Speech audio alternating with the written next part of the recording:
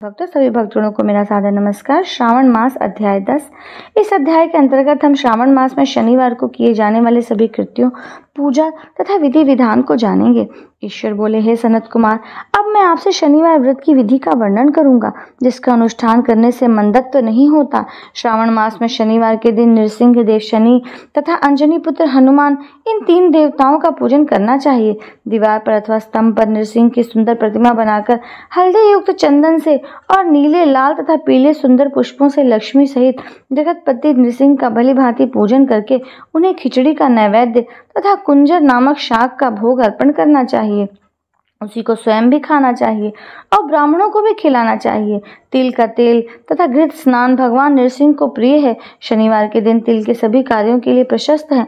शनिवार के दिन तिल के तेल से ब्राह्मणों तथा सुवासिनी स्त्रियों को उपटन लगाना चाहिए तथा कुटुंब सहित स्वयं भी संपूर्ण शरीर में तेल लगाकर स्नान करना चाहिए तथा उड़द का भोजन ग्रहण करना चाहिए। इससे भगवान नृसिंह प्रसन्न होते हैं। इस प्रकार श्रावण मास में चारों शनिवारों में इस व्रत को करना चाहिए। जो ऐसा करता है उसके घर में स्थिर लक्ष्मी का वास होता है। जो धन धान्य की समृद्धि होती है, पुत्रहीन व्यक्ति पुत्र वाला हो जाता है और इस लोक में सुख भोग कर अंत में वैकुंठ प्राप्त करता है। नृसिंह की कृपा से मनुष्य की चारों दिशाओं में व्याप्त रहने वाली उत्तम कीर्ति होती है। हे सौम्य, मैंने आपसे नृसिंह का यह उत्तम व्रत कहा। हे सनत कुमार, अब शनि को प्रसन्नता के लिए जो करना चाहिए उसे सुने। एक लंगड़े ब्राह्मण और उसके अभाव में किसी ब्राह्मण के शरीर में तिल का तेल लगाकर उसे उष्ण जल से स्नान कराना चाहिए और श्रद्धापूर्वक नृसिंह के लिए बताए गए अन्न अर्थात खिचड़ी उसे खिलानी चाहिए।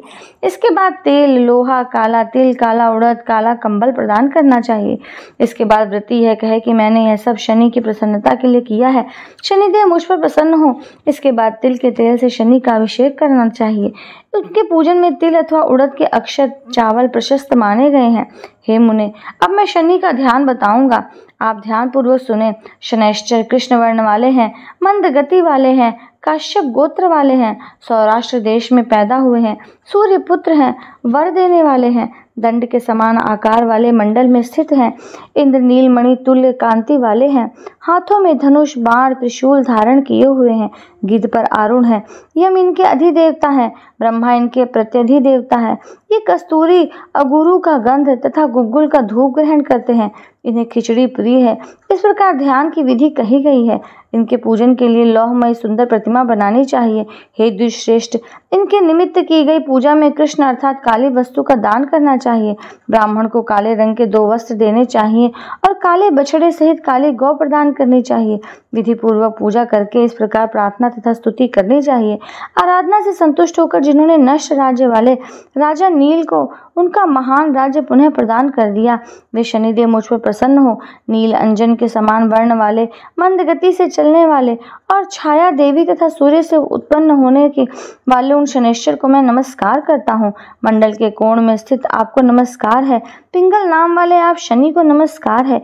हे देवेश, मुझे दीन तथा शरणागत पर कृपा कीजिए, कृपा कीजिए। इस प्रकार स्तुति के कारण प्रार्थना करके बार बार प्रणाम करना चाहिए। तीनों वर्णों ब्राह्मण, क्षत्रिय, वैश्य के लिए शनि के पूजन में शन्नो देवी इस वैदिक मंत्र का प्रयोग बताया गया है। शूद्रों के लिए पूजन मंत्र में नाम मंत्र का प्रयोग बताया गया है। जो व्यक्ति दत्तचित्त होकर इस विधि से शनिदेव का पूजन करेगा उसे स्वप्न में भी शनि का भय नहीं होगा।